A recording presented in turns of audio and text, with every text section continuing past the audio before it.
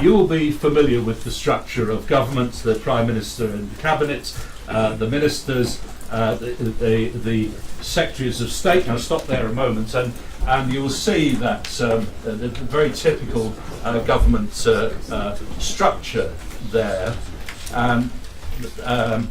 Alongside that, we have, as Ellie referred to, our government chief scientific advisor. Now, I regard that as a hugely important function within government. So Mark Walport, the post holder, heads the Government Office of Science and has those important functions underneath him, dealing with science in government, dealing with foresight, all structured within the Department of Business, Innovation and Skills. Whether that's the right department is another matter, but that's where it's structured.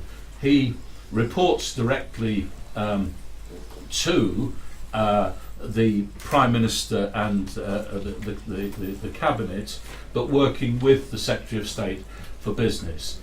Underneath the Secretary of State for Business is the Minister for Universities. So in the heart of the business department, there are major parts of the science machinery within government. And you'll recognise some of the names down at the bottom. Obviously, the research councils you'll be familiar with, the national academies like the Royal Society, the Royal Academy of Engineering, HEFGE, which is the higher education funding body, and right at the bottom, a body that used to be called the TSB, the Technology Strategy Board, now called Innovate UK. And we were having a chat over coffee just now about some of the catapults that have been created that fit within that structure.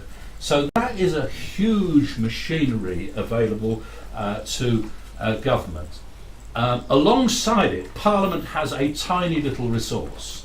Two select committees, one in the House of Lords, one in the House of Commons, and two other bodies which I'll refer to. Post, many of you are familiar with the Parliamentary Office of Science and Technology. That became an official part of the parliamentary machinery about 18 years ago or so. It had previously existed on a semi-official basis, sitting just outside Parliament, as does the other body that's listed there, the Parliamentary and Scientific Committee. The Parliamentary and Scientific Committee is what's called an all-party group. There are hundreds of them in the UK Parliament. This was the very first one, created in 1939, actually to help the war efforts. And its first report, bringing together policymakers and scientists, was on nutrition during the Second World War. So its first report was on brown bread back in 1940.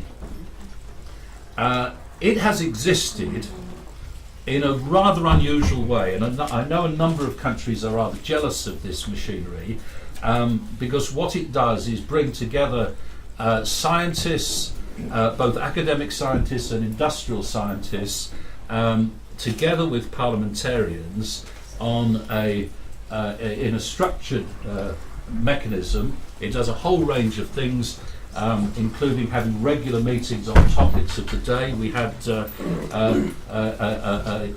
morning meeting a couple of weeks ago with the leading experts in the UK on Ebola coming to it. We're just planning the next meeting, which occurs next week, on dementia. So major issues where speakers will be at world-class level dealing with the matters of science. Now, that's a body that sits actually outside of Parliament, but exists with the blessing of the House. So that's a hugely important body. And in the late 1980s, that body decided that we needed stronger peer-reviewed information that was available for members of Parliament in a form that our library, although our library is a world-class parliamentary library, but in a form that they couldn't do because they weren't scientists. So we, a group of colleagues in the 1980s, went to see the then Prime Minister, who was, just as Ellie pointed out, a chemist by training, but never quite noticed that Margaret Thatcher was a chemist because she was better known for other things. It wasn't intended to be funny, but there you are. But Margaret Thatcher was very sympathetic with the idea of how to strengthen that relationship between science and Parliament. Said, "You've got my blessing, but I'm not putting any money in." So at that time, the group went to a number of the major charitable trusts, the Wellcome Trust, Gatsby, and others, and persuaded them that this was such a missing link that it was funded on a very small scale basis, operating just as the Parliamentary and Scientific Committee does, sort of semi-autonomously outside of Parliament. And then in the early 1990s, we took the decision, I was part of that decision, to say actually it ought to be part of the mainstream machinery of Parliament. So that it now exists. They publish, and they're available on the website, what are called post notes, which are a 4-page summary of a hot scientific topic of the day, which has been very, very carefully peer reviewed. And for any practicing scientists in the room, this is at least 15 people, experts in that discipline, crawling all over the work and tearing it apart. Now, where we get the staff for that, these are young researchers who are seconded into from postdoc studies into Parliament for a 3-month period. They work on a specific post note. It's then heavily peer reviewed. It's then translated into language which is accessible to parliamentarians, because not all parliamentarians have had any science training, and then it goes public. So that's how we do the post note. Parliamentary and Scientific Committee also does a whole range of other things. We run annually a competition called Set for Britain, which is a poster competition for early career researchers that brings many young researchers into Parliament, and we very cunningly engage with a lot of MPs by persuading them, Ellie, your constituent is coming to Parliament to present his research. Would you like to come along? Well, of course you do, because you're a politician like me. You want to be photographed with your constituents. And at the last event last year, we had more than 80 members of Parliament engaged in that event, and that's been very, very successful. It takes a lot of hard work to organise. And the Parliamentary and Scientific Committee also publish a regular magazine, which again is a really hard magazine to produce. I edit it as part of my day job somehow, I'm not quite sure how, but what we try and do is make sure that it's a magazine that faces both audiences. It both addresses the needs of policymakers, but also it's a scientifically readable publication. That makes it a really hard magazine to publish. So those are the structures that exist. Now, this is always a challenge, because we simply do not, and Ellie hit now right on the head, we do not as politicians focus upon the things, the longer term strategic scientific issues. We don't, even if we have a scientific background ourselves, few of us will be able to keep up with the changing face of science.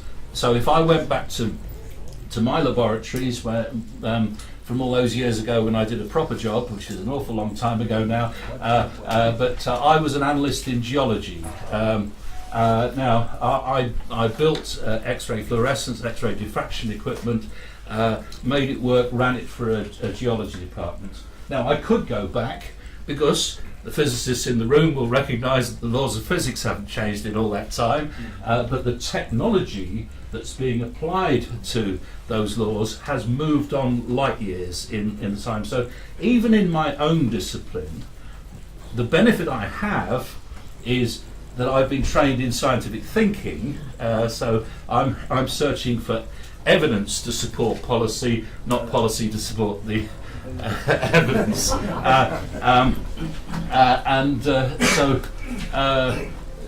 But actually keeping abreast of changing scientific issues is enormously challenging for any parliamentarian, which is exactly why Ellie's point is so valid. So that's the structure.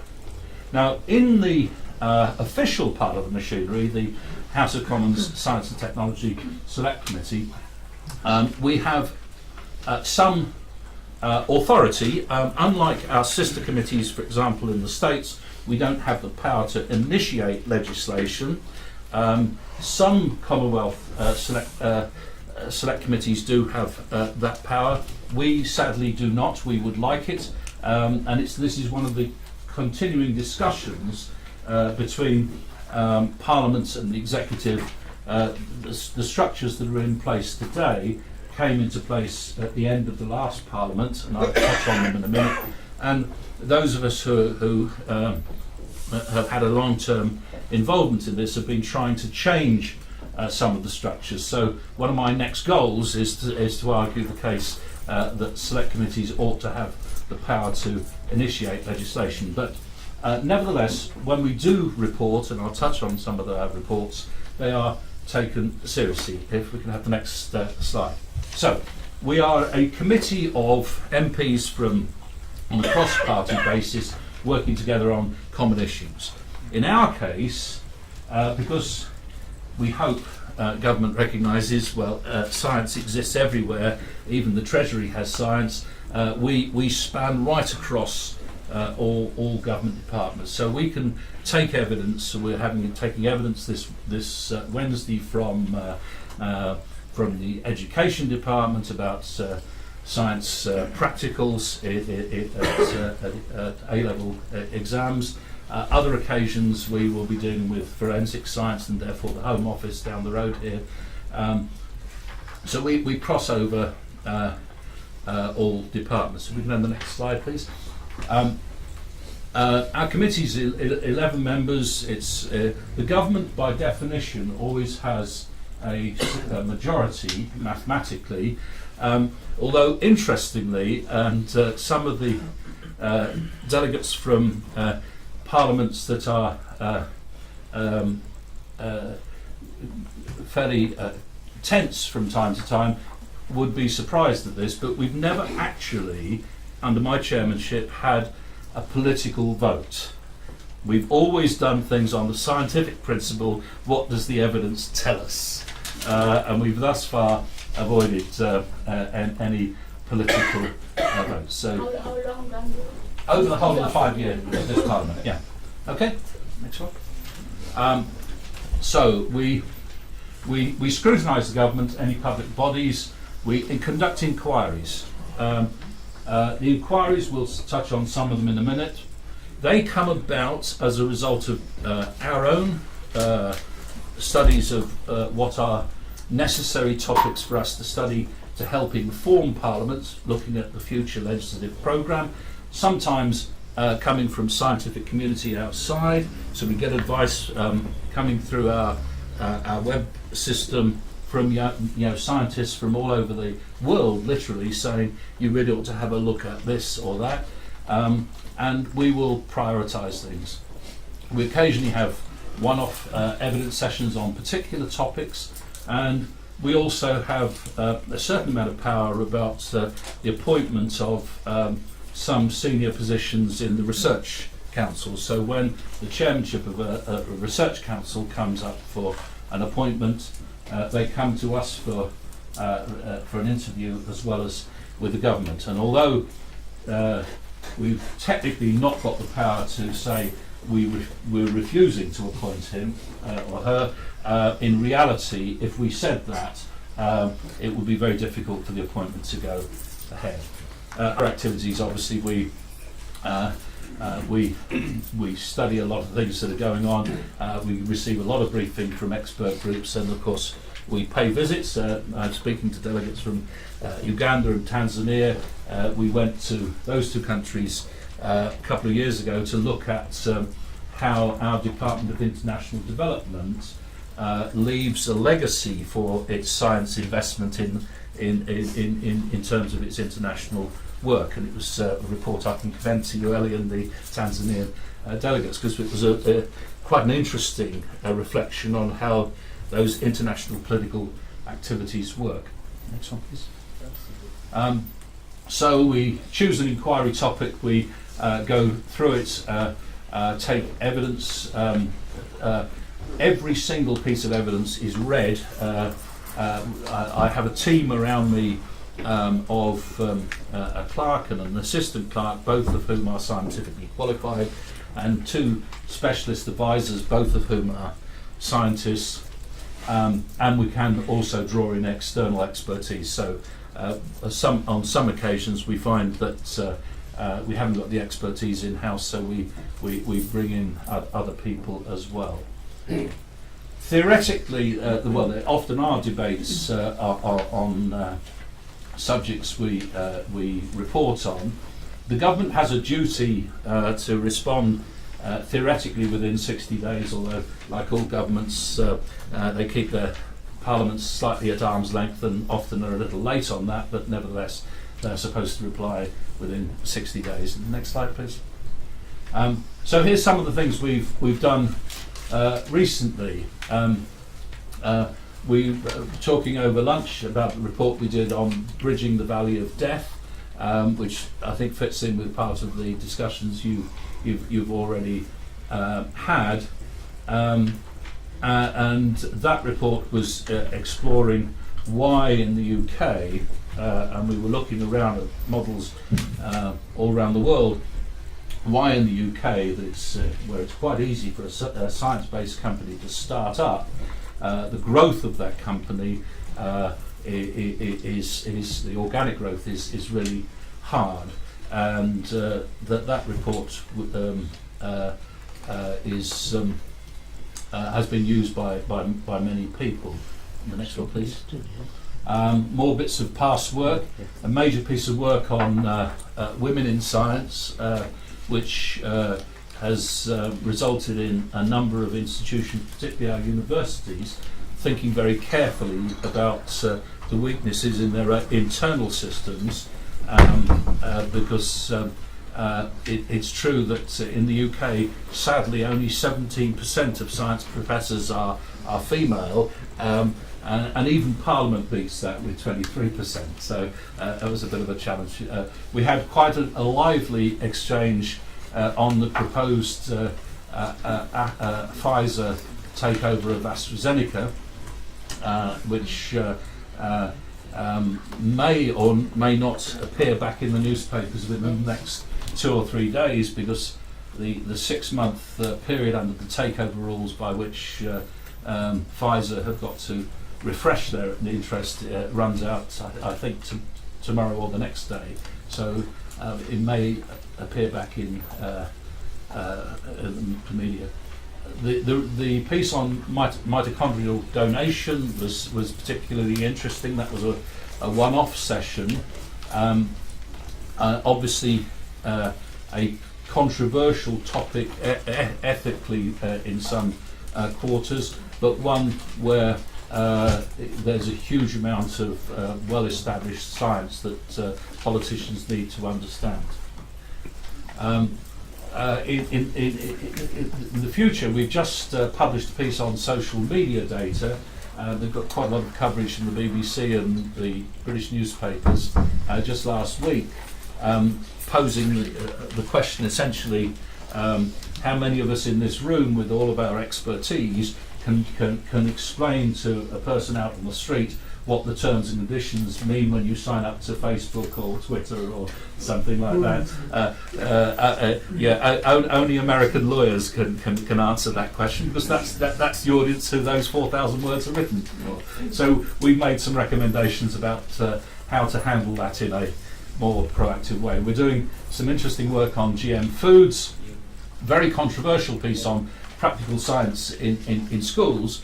That's particularly interesting because we decided to be a bit different.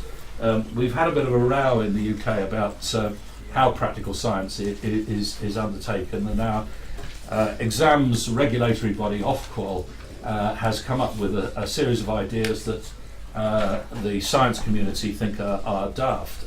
We've looked at it and have agreed with the science community, and we've decided we needed to publish this in a different way to get a better traction than a conventional report would do. So we decided to do a film.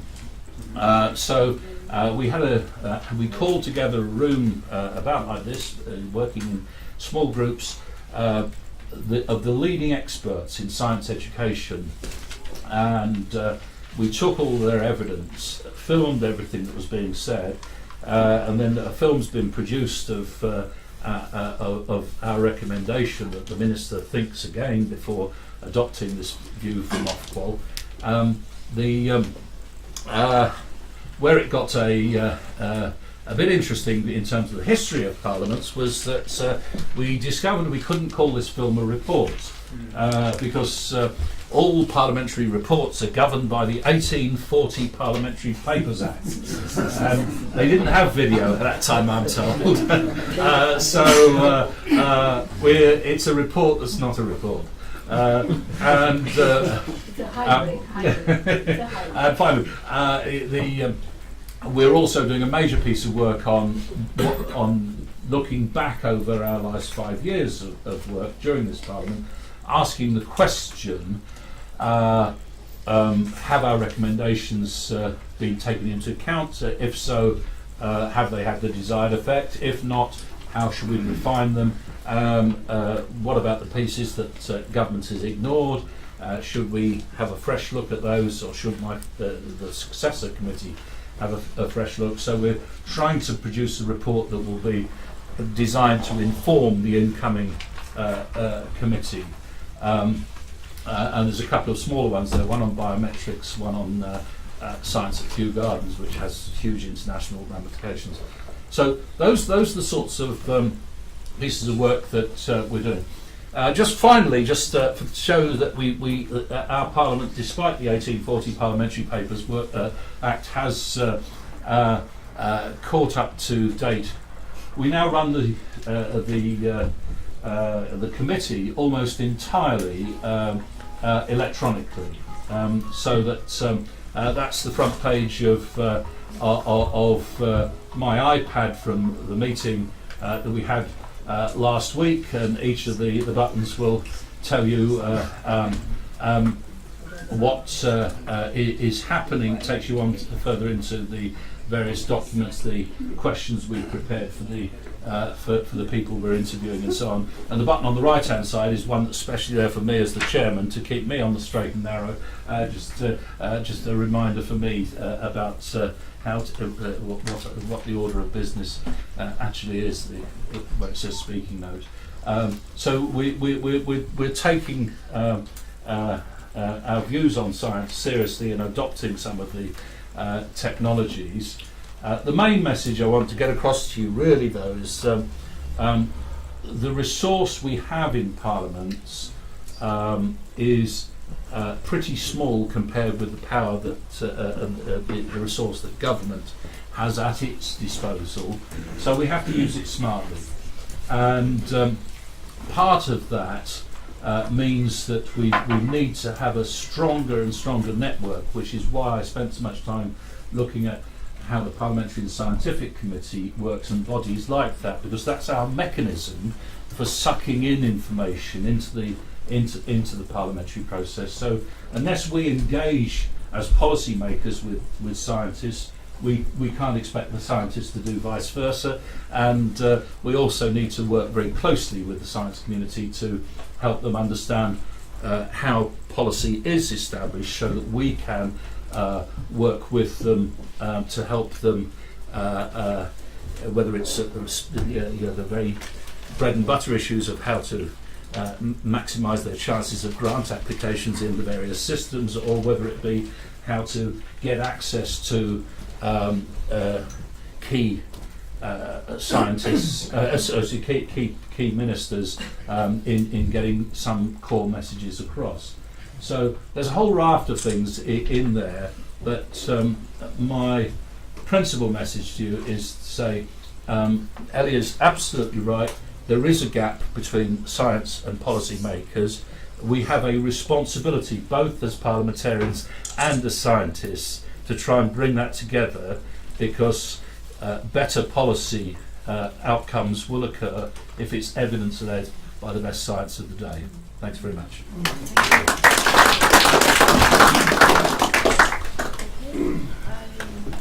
Is there time for a question? Are you in touch with Washington? Yeah, I'm trying to get Right now. Yes, you tell us when. In other words, the Parliamentary Scientific Committee is an informal rather than as different from the Select Committee. That's right. That was the whole point. That was the most important thing we talked about. Please, just one or two questions until we get the Washington on. Thank you very much for the very interesting presentation. Actually, triggered a lot of questions, but I tried to squeeze maybe in a couple of months. So the first thing, from what I said, just let me understand if I captured that correctly. It seems that the focus of your activity is directed to, say, laws or the government initiatives, and you do a lot of inquiries on sensitive issues, where there are probably important relations between how to say, impact on decision, on social aspects and related things. That's what I got. Do you also have an activity that, how to say, of giving direction or suggesting new areas of where maybe legislation or actions could be important for development, society, etc.? So that's just one thing. And the second thing, you said you have contact with many groups, but maybe you can give a little bit more of information on how do you interact with your sources of information, and what are the key aspects, how to say, criteria or elements that allow you to define your priorities? Okay. On the first point, the principal focus of the activities of this committee is to better inform Parliament, so that when Parliament is dealing with laws coming from governments that are impacted by scientific topics, Parliament is better informed. But also in parallel, we make recommendations to government. So this is in a sense the second part of your question in terms of directions. So as an example, one of the many items on the list there was a study we made of the Meteorological Office, the Met Office. Our weather forecasting system is getting incredibly sophisticated, but was creaking at the edges because of the underinvestment in IT. We made a recommendation 8 or 9 months ago, maybe a little longer, that the government should invest in a new computer facility for the Met Office. The government, in its reply to us, in the way that governments of any colour always do, responded very blandly, saying, "We will study this with care." You recognise the language, but because they'd never like to say to a select committee that with all of our resources, we didn't spot that one, and you, with your tiny little resources, have spotted this weakness. So there we are, some months later. What have they done? They've announced 2 weeks ago that they were going to spend this money on the new supercomputer. So you make directions, guidance, the government does or doesn't follow it. Who do we interact with? Well, we start at the top with the key people in learned societies.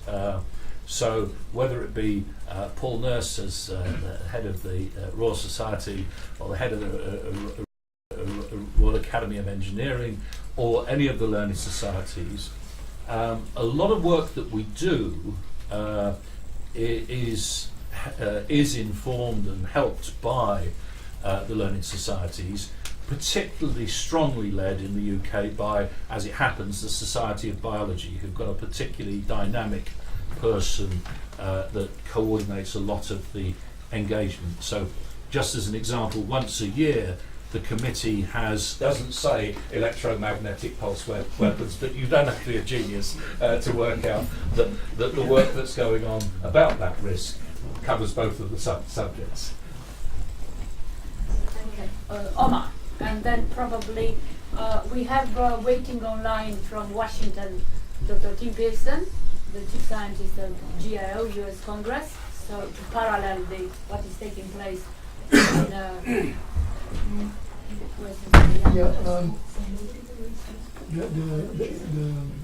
the issues and the topic of science advice that we have just heard from the Honourable MP, and the issues on science advice that I heard during the big meeting in New Zealand earlier this year are similar.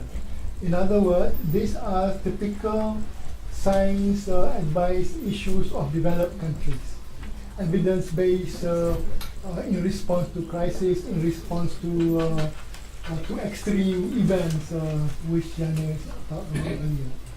But the science advice issues of developing countries are slightly different. It is much more down to earth, much more basic. When I started in science advice, I was still dealing with issues of organization and structures of the scientific enterprise in the country. And most of us in developing countries are still facing with that issue. So I think we need to differentiate. So we need to, while it is interesting to hear all the complex structures in the developed countries, the need for developing countries is slightly different. And in Malaysia, we still haven't sorted out the basic issues yet.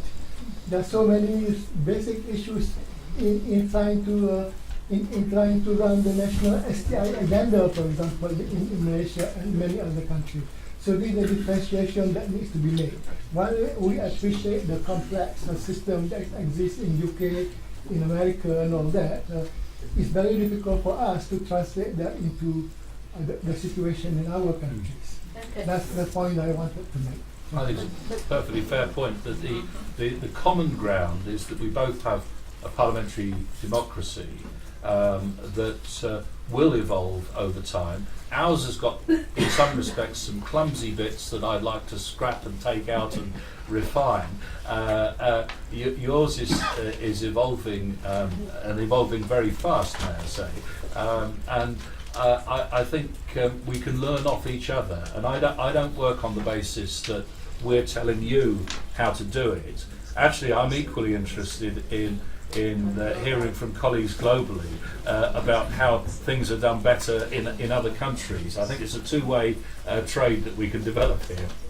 In fact, Andrew, one of the things that I was very, very happy that you did was to try to bring in a kind of structure, because a number of years ago, probably 20 by now, when we worked with Tanshi Omar, with Omar, who was science advisor there, one of the things that he was trying to do is to put an organigram on how science is organized in Malaysia, so that gradually, as they were adding kind of Technology Development Park, Malaysian Technology Development Corporation and so on, they fit into a structure of the government as a whole. So while that may look actually complex, actually it's less complex than what I remember we had to follow in Malaysia, Omar, and you had to follow to start from scratch. And just think, Malaysia has a chief scientist. I said to you, I think it's a key role. Yeah. The European Union has just scrapped its chief scientist. I think it's daft, but there you are. I've written to them and told them that, by the way. So, dear President Juncker, it's in the public domain. The letter. But there is a need for, within each structures where we work, particularly the smart partnership type of structures, to put together as far as possible an organigram, if we call it organigram. It's not quite an organigram, but how science or technology is run in the country. Yeah. So I've been asking you, Zungu, can you tell me so that if I go to His Majesty, he knows what we're talking about? Otherwise you don't know. It may look complex, it may look unlinked, but unless we have that in Swaziland, in Botswana, I don't think I don't think it's understood what are the missing links. So now, based on that, if you allow me, Andrew, is we're going to Washington. Are you ready? Yeah? He's online. He's online. Okay, so Dr. Timothy Pearson is a chief scientist on the U.S. congressional side. Probably you could mention, Andrew, the U.S. government, they have got an Office of Science Technology Policy and a Chief Science Advisor or Science Advisor, which probably you are very much aware of, and so on. And but in addition to that, on the congressional side, which is a bit more different from the Commonwealth model, there is an executive side and a legislative side.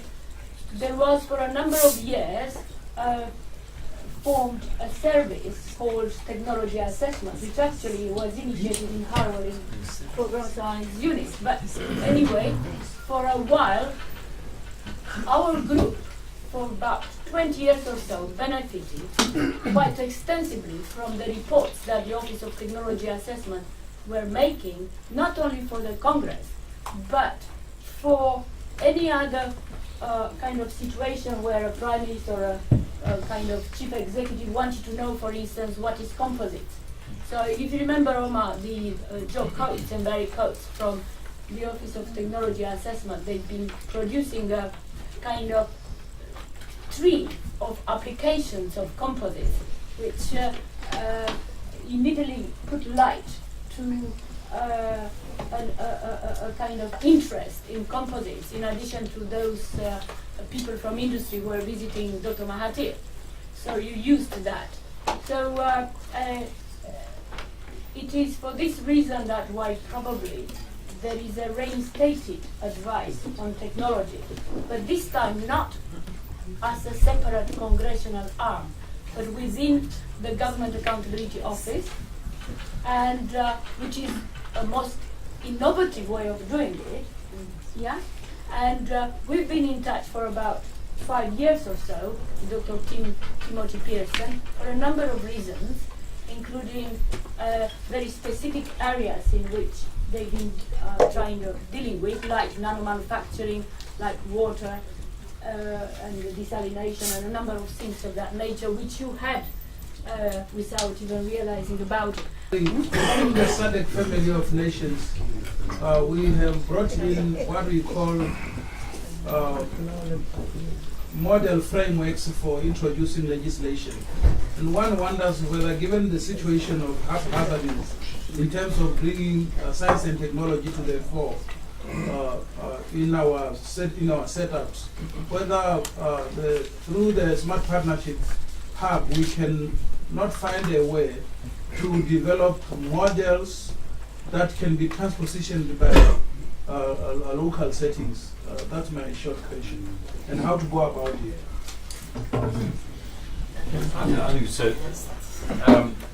I think to start off is I don't fully understand in every country how the mechanisms work, and I wonder if everyone has if everyone could pull into a central database their own machinery in a short, sharp way like that. And I think Omar is absolutely right. There will be some things that you can pick off and say, that's a good idea, and I'd certainly, not because he's here, but I'd say, the chief scientist role, I think, is one every government should be encouraged to appoint. We've also now got a network of chief scientists below, working in every government department as well, all reporting to Sir Mark Walport, and also reporting to their Secretary of State. So the government machinery, there's some fairly obvious lessons to learn that are transposable. Others, I think Omar is right, need to be slightly horses for courses, but learning from each other. Because one of our weaknesses, for example, and a senior civil servant, John Day, made this observation when we were looking at horizon scanning. One of our weaknesses is we are still very much a silo-driven government, and we need, in developing systems, to work out ways to break down the barriers between government departments, the silos of government. Now, if I was starting with a blank sheet of paper and developing a new system, I would have a management structure that gave my network of chief scientists the power to bridge those gaps in a way that would be an anathema to many of our civil servants in this country. And I think that would be something that perhaps we could all learn from each other as different systems evolve across the globe. It sounds like there's some need for a set of templates for how to structure these systems, but presumably the best experience about it is actually in your doing it, in implementing new ones. You probably have learned about the systems and once you put together a set of such templates. Well, I'm not even sure. See, it becomes very difficult when you think about it. So I just think about your chief scientific officers and your sub-officers being able to bridge units, which is, I mean, that bridging of the silos is extremely hard.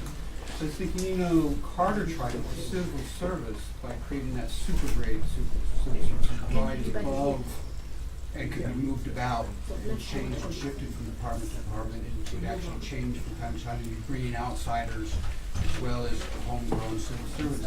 And that actually turned into, I'm not sure if it would happen in every country. I mean, America's an odd, sod country to talk about in some ways here, but it became a political tool. So that what you had is that politicians then took advantage of that and put that super grade above the civil service to sort of try and impose their will upon units. And you can still see it being done through like the EPA and different manipulations that are done in the EPA with it. So if you talk about the chief scientific officer doing that same kind of role, well, whose agenda are they going to be following? Becomes a question. Do they get co-opted by the department, or are they there taking care of the government's agenda, or are they actually there as independent advisors trying to draw through? They are there as independent advisors, and you need a discipline in the structure so that you don't have the conflict between the politician and the scientist.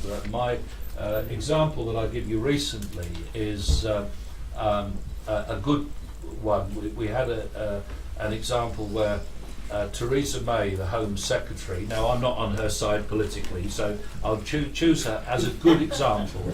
Now, so I'm choosing her as a good example.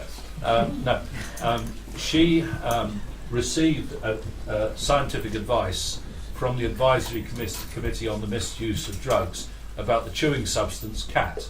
Now, she said in a letter that's public, thanked the scientists for their advice, but then went on to explain why, for other policy reasons, one was about international discussions that were going on about banned substances, one was about the use of cat in some communities where domestic violence was rife. These were reasons why she rejected the scientific advice that basically said there are more dangerous substances sold in the House of Commons bar. But it was done in a way that respected the science, and at the same time, the scientist wasn't put in an embarrassing position. We've had an exact opposite of that, where Owen Patterson, previous Secretary of State for Agriculture and Rural Affairs, put his chief scientist in an impossible position by having him sitting beside him and saying, "You do agree with me, Sir Ian, don't you?" And manifestly he didn't. Now that's bad. That's not the way to handle science. And I think if you create a model that has that degree of independence and is constitutionally protected as being independent, you'll get the best deal. And you don't politicise the scientists that way. Okay. And there is a bit of a problem with the interface, WebEx, and all the rest of it, but we can listen to him. So we'll be able to put a picture of him in a moment. But in the meantime, Dr. Pearson, good morning to you. And I don't know if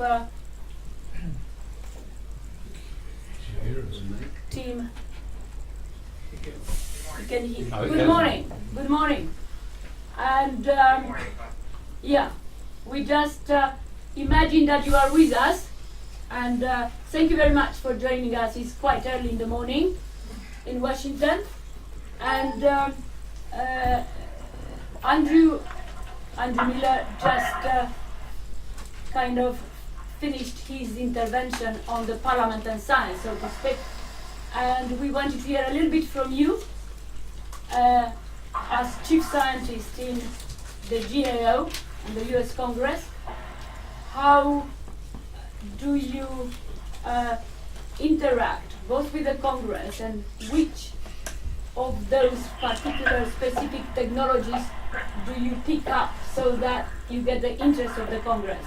But also I was discussing with yourself, Tim, about the parallel advice that is taking place within the executive side and the Office of Science and Technology Policy, and what might be the difference, and if the two of you are kind of interacting somehow.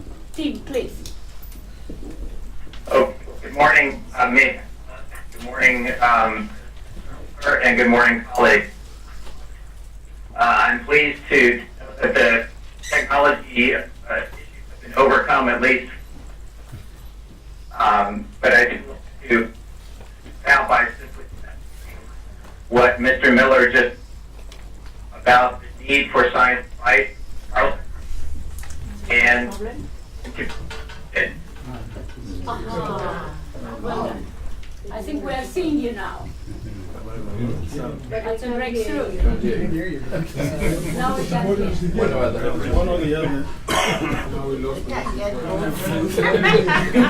Now we can hear. Can we please? Very good. Thank you very much, Tim, for bearing with us. So here is Andrew, and we are all here now. You go ahead, please. Okay, thank you very much. And I'm pleased that we are improving technology through this conference. I have just seconding what Ms. Hill was saying about the need for independent advice for Parliament or bodies. We here at GAO, it may be up to Parliament. So, for government, back the independent advice body to the. We are primarily focused on accountability and oversight. We also support foresight for the U.S. government. We are pleased that we both do technology assessment with friends, UK, like the Free Office of Science and Technology, as well as interact with UK government, horizon scanning and center in the past. So in my role, my job is to provide for the Congress independent science advice, and that often comes as as Mr. Miller was indicating, we have to have a system of things. We largely are living in a century of our problems: climate change, care costs, feeding the world, in a complex, adaptive framework. And so, I think that we need to address both types that both in our institutional health solve today. And so GAO does technology that provides thorough balanced analysis to the U.S. Congress of primary, direct, interaction, technology, society, the environment, and its effect, the economy, ethical, legal, and social. Our fundamental job is to make complex science and technology and reflect the congressional process. It can often come in the form of reports that we write. We also try and participate in scientific Congress on numerous occasions, as well as have been invited, provide advice on the legislative outcomes of science. So we do endeavor to not only look at it, strictly technology applications and the foresight technology for effective cost factors and for otherwise implications of the technology. Okay, So that, I suppose that, go ahead. yeah, I suppose, Tim, the many reports that lately you have produced, particularly on nanomanufacturing, we did have them available, and but also the public sector foresight that your office set up not only for U.S. Congress, which is a network in which our group is also part of it, is most interesting, and it has an ability to of outreach of various smart networks beyond our own group. So we'd like to thank you very much, and if you are still online, we'll come back to some questions. Just we wanted to get into the issue of digital transformation, and Jamie will introduce us quickly. So we will come back with question a bit later. Jamie, please. Yes. It might be better. Yeah. Hello, ladies and gentlemen. Thanks very much for having me. I'm only going to speak for a moment or two, and only really about one particular subject. I'm from the think tank Demos. Some of you might have seen my colleague Carl Miller here before talking about Bitcoin. Looks a bit like me as well. I'm a different person. We all look the same in our office. Yeah, I can't prove that, yeah. So I recently published a book called The Darknet with Random House. It's available on all good online e-commerce sites, so check it out. And I'm going to talk to you a tiny bit about that, because what I was interested in this book was what is it that people do under the conditions of real or perceived anonymity online? What are the new cultures and communities that people create when they believe they are anonymous and hidden on the internet? And over the course of a year, I immersed myself in some of the more shocking and hidden subcultures that exist online. Now, the thing in this book that I'm going to talk about, though, briefly, that may be of interest to you, is one particular part of this book, which actually some people call the Darknet, but is in fact more accurately called Tor Hidden Services. Has anyone heard of this? Has anyone heard of a sort of It's called Tor Hidden Services, TOR, and some people, as shorthand, call it the darknet. And this is what this Tor Hidden Services is. So, when you go onto with a normal web browser and you go and try and find a website, you are pretty easy to locate. Of course, if you want to find a website and get that website to fire information to your computer, it needs to know what your IP address is. So it needs to know what the computer is, where it is, so it can send that website to you. Now this causes a problem for some people because they don't want others to know where their computer is. Often for very legitimate reasons, sometimes for nefarious reasons. So a few years ago, the US government, the US military, much like the internet itself in fact, which is an invention of the US military, decided to create a web browser that would allow you to browse the net without giving away your IP address, without giving away your location. And the reason they did this was because many of their intelligence officers wanted to be able to go on the internet without telling everyone where they were.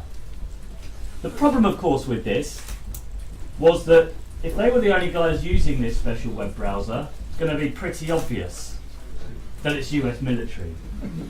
So they open sourced it. They made it a charitable project, and it became run by a group called the Tor Foundation.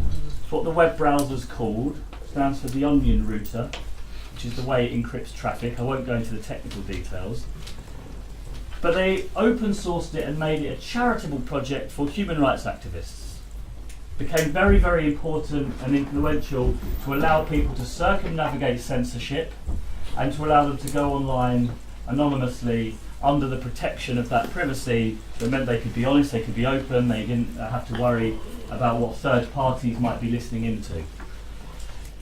Around 3 or 4 years ago though, people realised that you could use the same protocol that this web browser uses to do the same thing with websites. So you could set up a website using the same browser, the same protocols, meaning you wouldn't be able to know where the website was located either. Because you know when a website, if you want to know where a website is, you need to find the server that it's hosted on, and if you want to take that website down, you need to physically find the server, or whoever runs the server, and tell them to get it off that server. Using this protocol, you can't do that either. And so as a result, over the last few years, what has sprung up essentially is a sort of alternative network of websites that can't be shut down, which censorship doesn't really exist there at all, and where people can use this browser to go on those sites without anybody knowing where they're located. So if there is anything like a Wild West of the internet, you can imagine that this is what it looks like. And we have something like we're not sure entirely, maybe 50,000 websites that use this protocol, that live in this dark net. Because anyone can set up a site there, put it on their computer can act as a server, and they can host whatever content they want there. And anyone else can visit the site using this browser. So, when you first go onto this network, the first thing that you notice, well, it looks a bit like the internet in the mid-90s.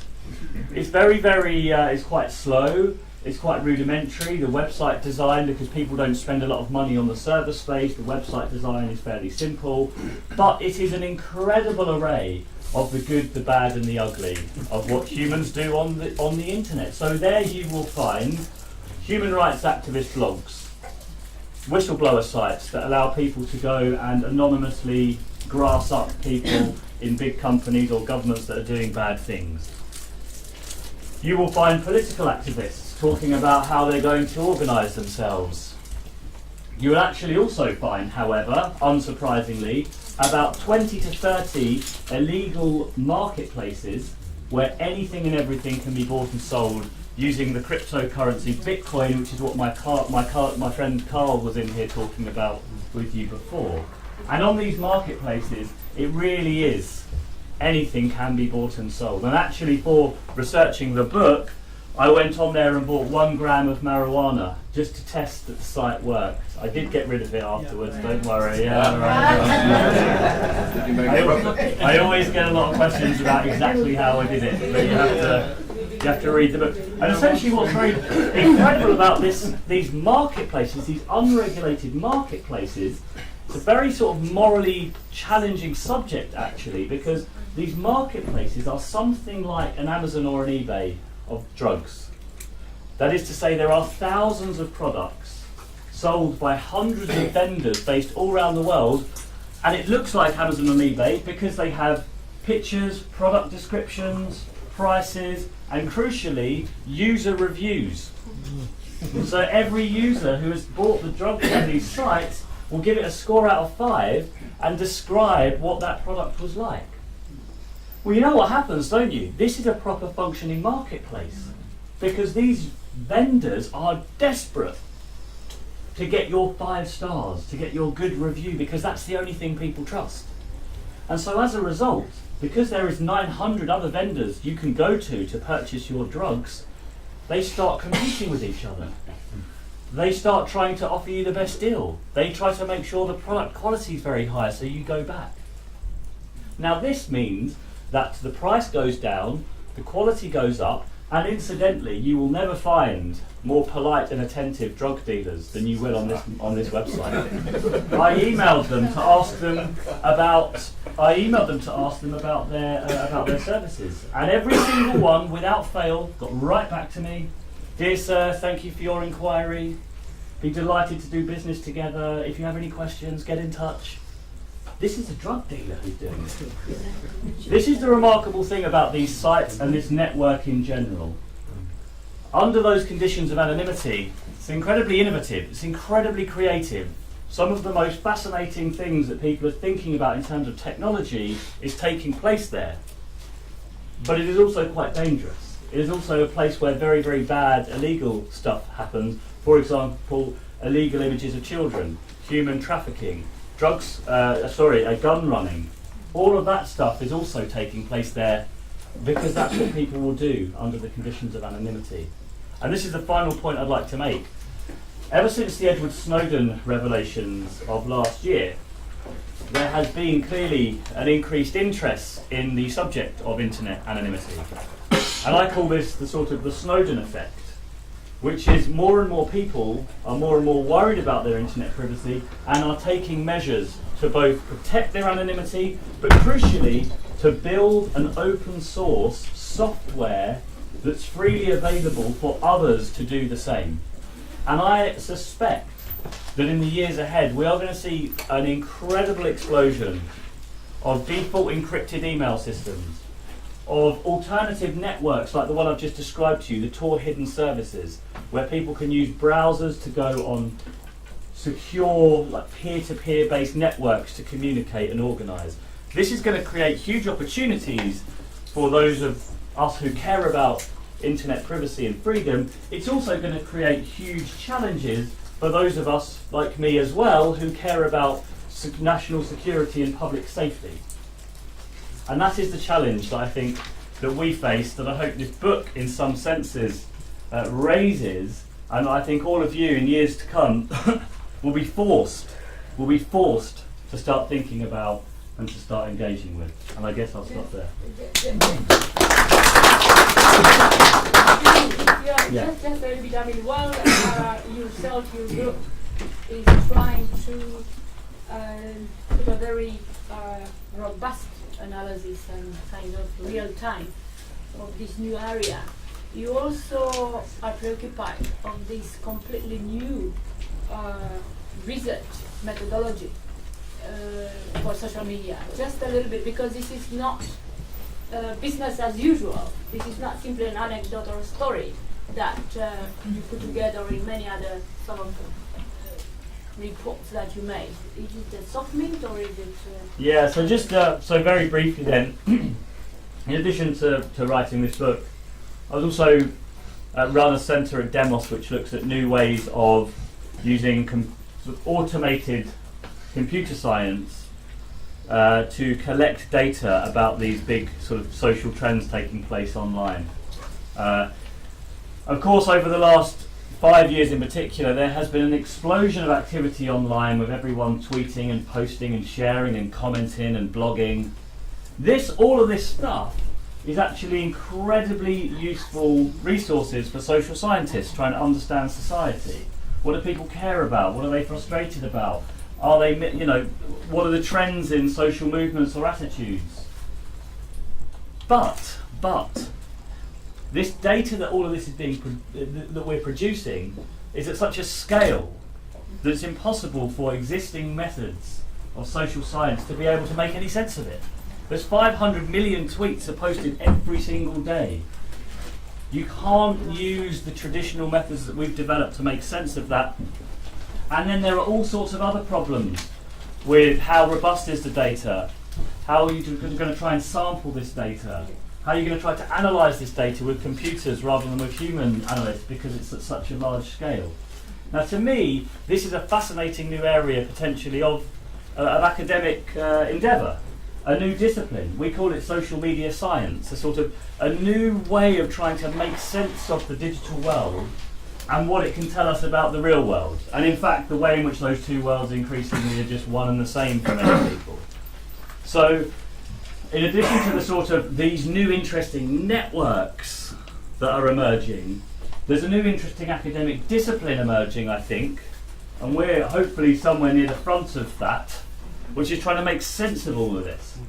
Because what's happened so far is there's been a lot of investment from marketers and advertisers to try to collect loads of data online and then tell Coca-Cola or to tell whoever else, doesn't really matter,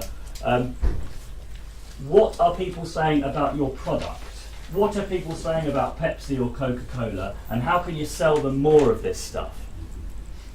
Now that's okay as far as it goes, but if you're a social scientist, the rigour that's required to try to collect this data and make sense of it is much more than if you're just trying to sell someone a can of Coke.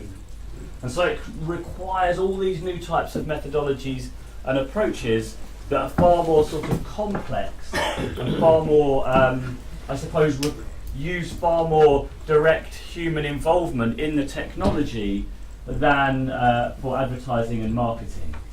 Because what I think's happened at the moment is you get, I don't know if any of you have ever had this, but people coming to you promising the moon, saying, oh, with this sentiment analysis package we're going to be able to tell you where there's a hot spot and when people are talking about your product. And I tell you that most of what they offer is absolute rubbish.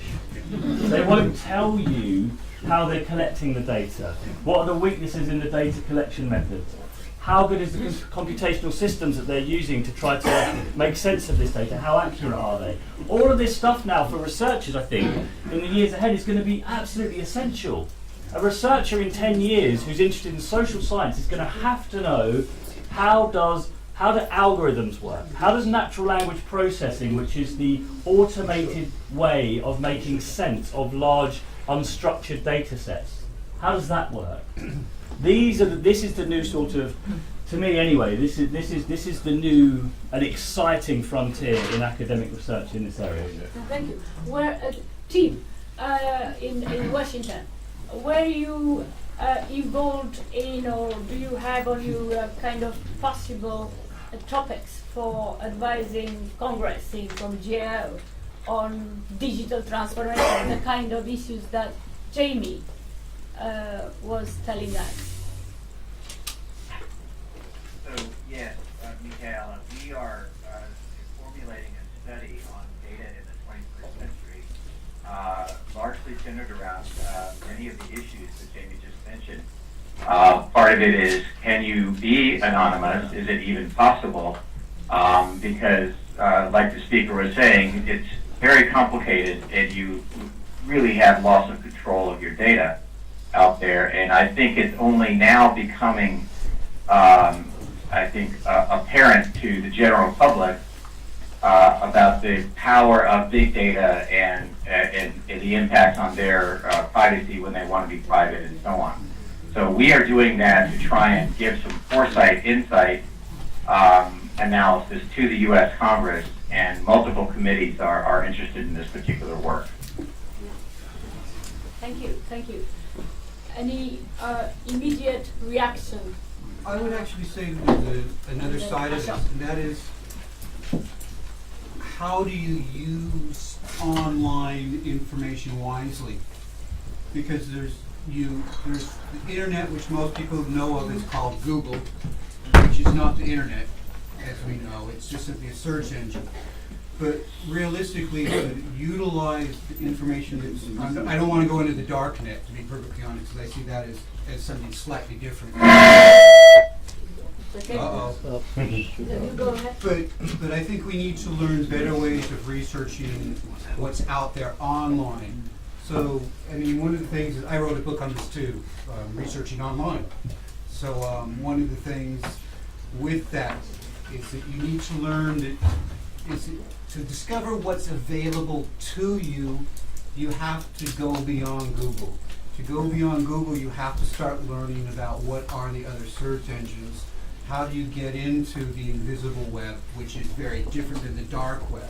I mean, the invisible web is just simply databases and so forth that Google can't categorize because the spiders and the spiders can't do it. Yeah. Let's take one question. I think since morning and this afternoon presentation sends a very powerful message to country like ours, developing countries as we are called. I think what we are seeing is that the demand of kind of human resource capacities that is emerging 5 years to come is going to be very different. And I think we should recognize that creating capacity in human resources, either through research or education, takes time. And I think it's very enriching that we have already been given, in a sense, a kind of scenario for which we should now start preparing, rather than repeating what others had done earlier. So I think it's an extremely important point, that the whole way the new economic analysis is going to be done, the new way in which social media has to be examined and so on, and what our strengths in most of our countries is the human resource. My God, we are sitting on a potential which can, given a given direction, can make us the leaders in the world. So that's what sort of struck me since morning. The other point is, of course, although the structures need to be in place for advice, but what is the problem? I think our parliament as a structure, at least in my country, I have examined the parliament debates over years, has hardly ever discussed science and technology, except GM, this, that, and so on and so forth. So the question is, what is it that is needed for us, the structure, and what kind of advice is required? And I think that's crucial. Yeah, but while Jamie is still here, he probably needs to disappear in a moment. You do realize that since about a year and a half ago, we are trying somehow to put on our agenda, Yes. through the technology, this issue of public security. And that it is beyond intelligence, while intelligence, because we have not discussed about this within the group. Up to so many years, whenever the issue of intelligence was brought in, it was in small groups. And but the technology and the various issues brought in relation to public security as a public good makes us very obliges us actually to undertake the understanding of the public security, not leaving aside the very special aspects of intelligence, but actually the public security in the sense that Jamie brought in.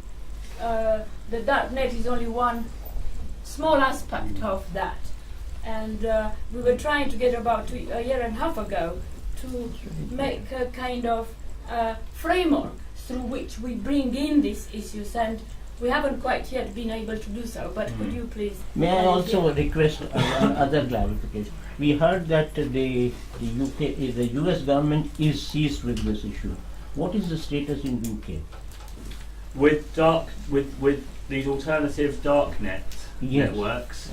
Well, I think the situation specifically on that is similar in the UK to the US, which is to say, recognise the great benefits that it brings, and trying desperately to work out how to clamp down on the illegal activity taking place without destroying the whole network and the benefit that it can bring.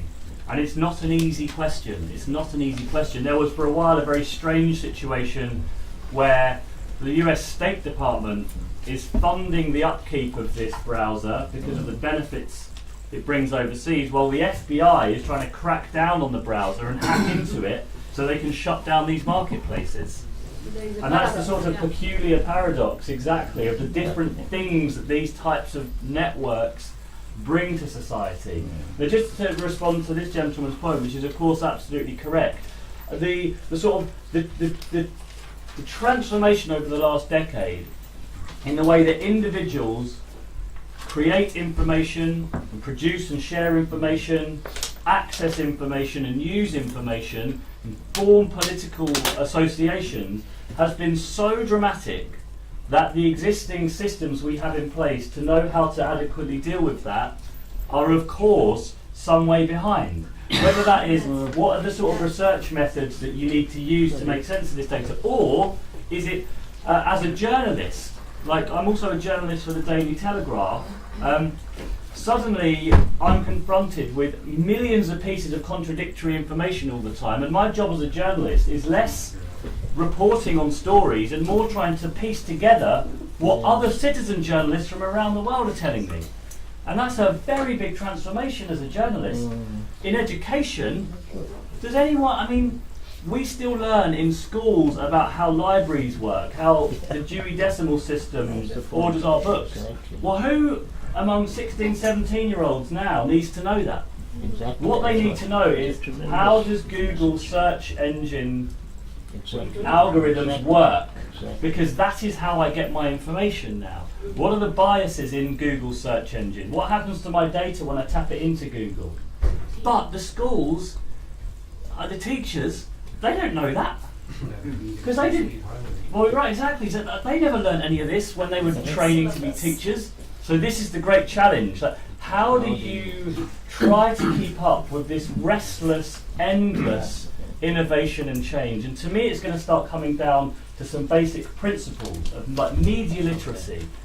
If I may give one more example, which is related to that, which is every single person now that's on social media is technically a publisher. They're technically, they are subject to copyright and libel legislation. Well, none of them know that, and they don't know the.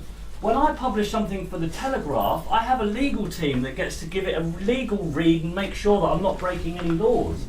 But so many young people that are producing information, they don't have a legal team behind them, but they're still subject to the same, exactly the same law that I am. Yeah. So this is an example of the sorts of challenges that we face. Tim, you had a question, yeah? Tim, I understand you wanted to put a question. No. Okay, fine. There was a question. Okay. Please. Yes. I think the speaker started to touch that subject, not only outputting data on, but a big question now comes into play. How do we know that the data we are then using to do our own individual social research has validity? And how then do we use that, and for what? Yes.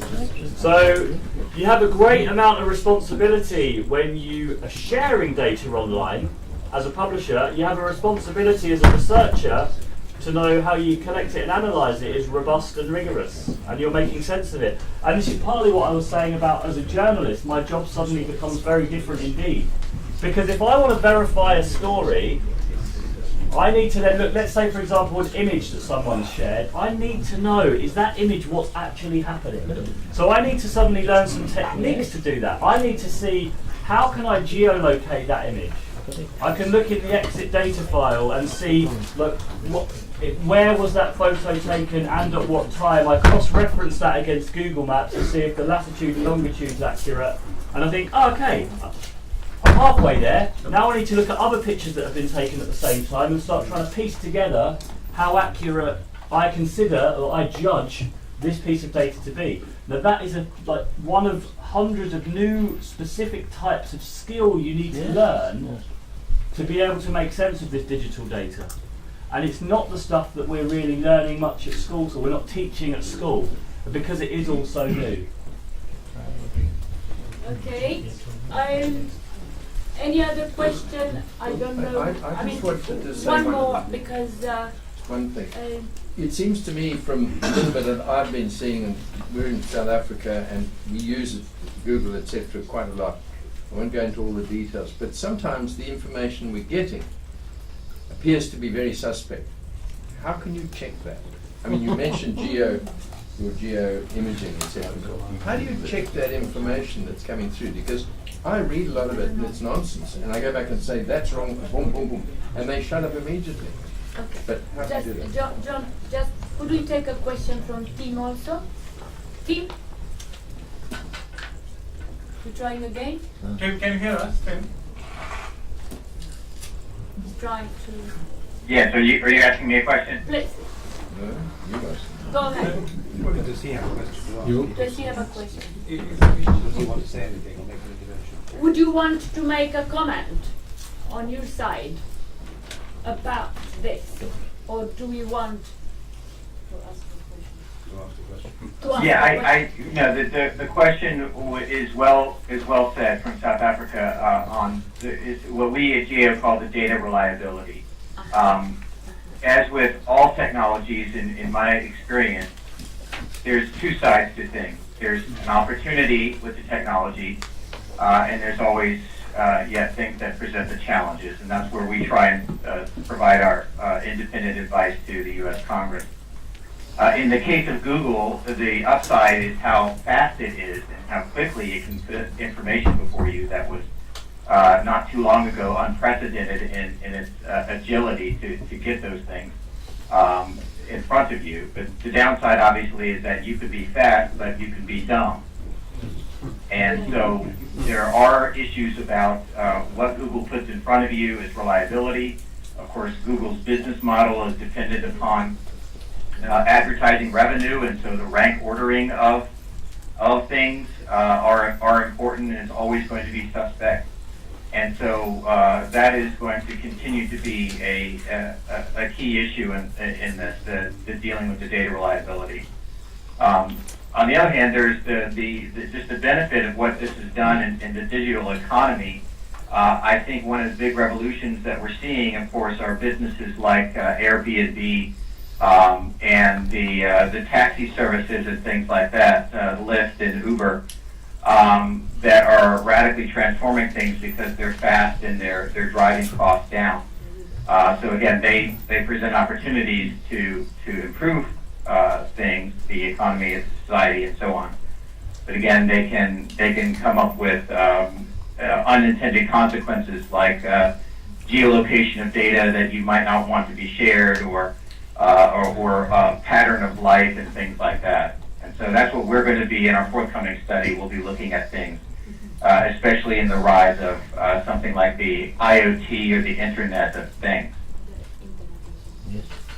Any If I could briefly respond as well to your question, because it's the one that was sort of raised before and is, I guess, gets to the heart of the problem. And indeed, if we're going to make the most of the digital economy, they're the sorts of skills that people are going to need as well. And I think part of it is very general critical thinking skills that you would apply to any type of output. You know, I dare say that a lot of the stuff you read in newspapers is a load of rubbish as well. But at least with newspapers, you've sort of worked out what sort of rubbish it's going to be. So you can you understand the biases that are going to be in different types of newspapers, or you know the journalists in question. And the problem is we've lost those crutches, those helpful crutches. But some of the basics of that, which is, who's the author? Has the source been triangulated elsewhere?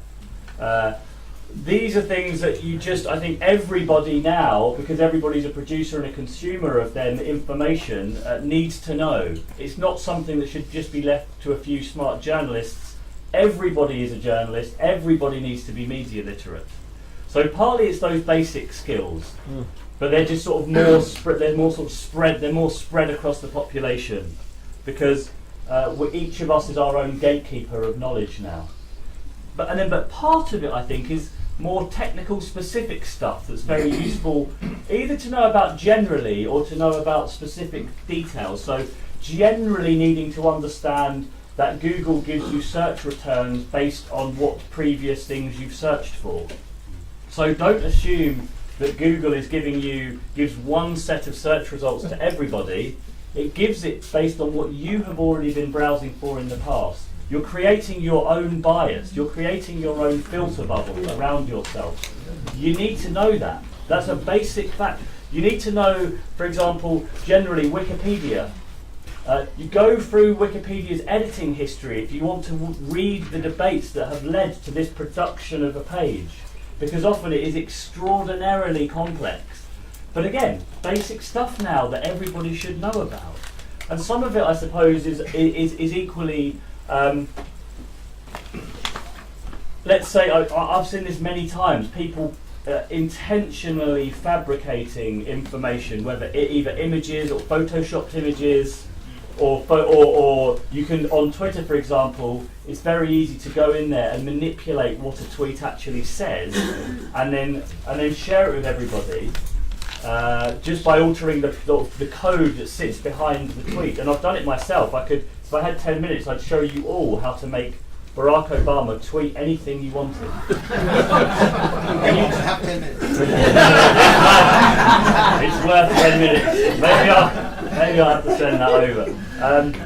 So you need to know some of those technical details about how easy it is to produce misinformation. So to me, it's that combination of basic skills that you can apply to anything, but that we all need to know now, with a little bit of technical know-how. The issue of trusting sites is so great that I keep Wikipedia as my standard, so that I go back to Wikipedia. If I check anything anywhere else, I go back there. I'm going to do the right thing, because I've not found Wikipedia out to be wrong in any instance. I have many times. I think, I feel like Wikipedia is good for certain things. Yeah. So it's very good as a jumping off point to start you off on an investigation. It'll provide you with what seems to be a crowd consensus on a subject. It's not necessarily accurate. That's the point. But you can go back through the editing history, you look at all the references, and then you can start searching in detail. So a beautiful resource to start with, but probably not one to finish with. Is anybody better at it on the net? Because I think that they do the best job. They do by far the best at collating that stuff together. But if you want to know, for example, the thing about Wikipedia is the information that is on there is usually reasonably accurate, but it's not always comprehensive. They will miss things out. So there's been a lot of research into how accurate descriptions of health conditions are on Wikipedia. On the whole, pretty good what's there, but they usually leave out a huge amount of important information. So doctors have got, that's because of the way they edit. But this is exactly my point, which is if you know how Wikipedia works, you begin to work out how can I use it best. Like where's it going to be useful and where's it not going to be useful. Thanks. Yanir, you've been talking to Wikimania. Yeah. So there are all kinds of pieces of this conversation that are interesting to me, but I do think that social media provides a new opportunity for information, not just for disinformation. And having, social media, you have a lot of choice about who you listen to, and you gain associated respect for the individuals who you're listening to. So there is an opportunity for learning about validation directly. And in terms of Wikipedia, yes, the Wikipedia community has some problems, but it again serves as a resource that's important for us beyond the potential problems that it has. So there are lots of opportunities, and as he's stated, there's a tremendous opportunity for research in this context, and we are pursuing this research and are contributing to it. But the research is not just about the social media. It's really about society and learning about the problems and the opportunities for social advancement. I think that's really the important thing to Probably say. public security, which becomes And security more and of safety. more And- of nature of everybody, not just those Yeah. specific dedicated as we knew. And we have to see how the structures. dark web shakes out. I know there are lots of activities going on, both pro and con, and I think this is early on in the process, and we'll have to see how it shakes out a little bit more. But the thing about it, Okay. Jamie and Junior, is that human behavior remains what it has always been. Yeah. But the opportunity to exercise it is multiplied Yes. on the internet. And the That's opportunity source of also the to problem. observe it. And the opportunity to observe it Yeah. is a possibility also for our ability to make progress as Okay. The well. way, if I may, the way I often refer to it as simply as an extension of human freedom and power, and all the great opportunities that brings us, and all the terrible ways we can also use extended freedom and power as well. And so my task here is never to try to shut down any of this and say it's bad, and what can we learn from this, and how can we equip people with the best skills they can have to make the most out of it, because that's ultimately what it's going to come down to, how individuals use it. So what are the sorts of skills and attributes and sort of moral codes that people need when they are given this extended freedom and power, which is what we all have now. Team, any more questions or comment from you?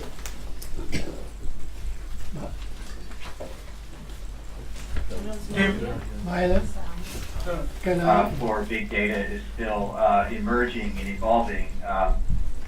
Wall Street, for example, here in New York City doesn't even know how to value or place value on data. That's why you oftentimes get these obscene valuations on these small Silicon Valley startups. So, but all that does is highlight again the opportunity, the potential has been mentioned here, to try and create an environment, I think, for parliaments and for governments to create an environment to allow innovation to proliferate and not to cause the risk of over-regulating it and stifling innovation, and even as it keeps a cautious eye on the implications to its population. So thank you all. Okay, thank you. Thank you, Omar. No, just simple questions. Who is actually looking at the education part so that the young people growing up will know how to use the cyber world intelligently? It's really in just the real beginning. world now we go to school. Our family nurture us. But in this thing now, which is a strange thing to everybody, who is looking into teaching people how to use this sensibly? Well, if I can be very brief on that, because I can only speak about the UK, the sort of the low-level war that takes place to change school curriculum is so intense, and it lasts for years and years. So everyone's trying to push their stuff into the curriculum. Everyone wants to get more. Everyone wants to get more English history. We need more maths. We need more science graduates, because that's the future of engineering. And I'm saying we need more on cyber. We need to understand the digital world. So look, it's a political battle to what gets in that curriculum. And so I'm merely fighting my corner. And the Board Department of Education has to try to make a decision about this, and everyone wants their stuff in there. So, and there are many challenges as a society we face that could require more education. I think we need a bit more on this. Other people might think we need a bit more on something else. But there's no objective answer, because it really comes down to who's winning the lobbying battle about what needs to go in there. And what's the current Anna, conventional very wisdom? quick. How can you stop young people being brainwashed like this IS, the young people It's all on Yeah, the internet. well, that goes back Or to- many other things. That goes back to understanding how things are propagating around using the tools that we now have to understand them. Yeah. Yeah, that's sort of the answer. I sort of think of it. I wouldn't be so sure that people are being brainwashed by what IS is putting on social media. People are going over there to fight for lots of reasons, and not because they've seen someone posting a beheading on Twitter.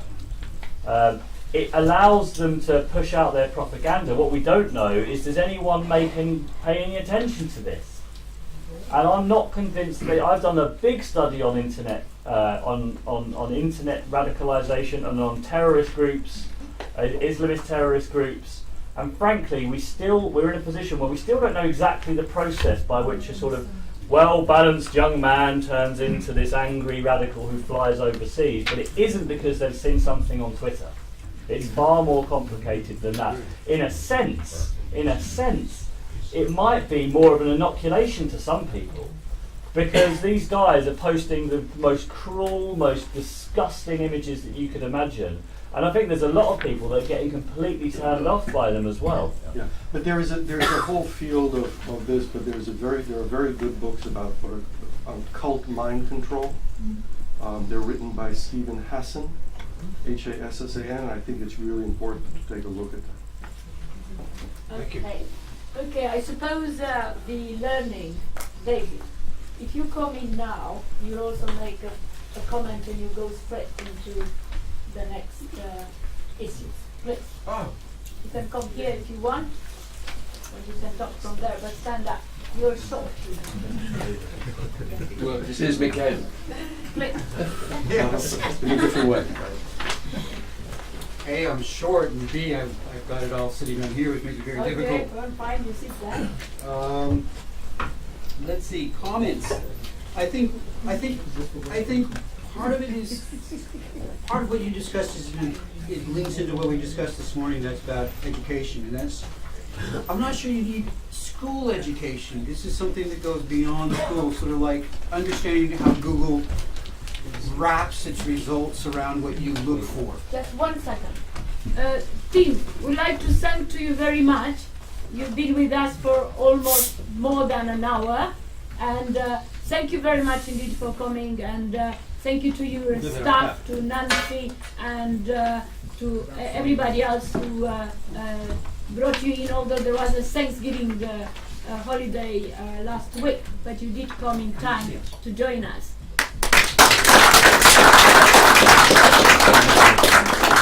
Thank you very much, Jamie.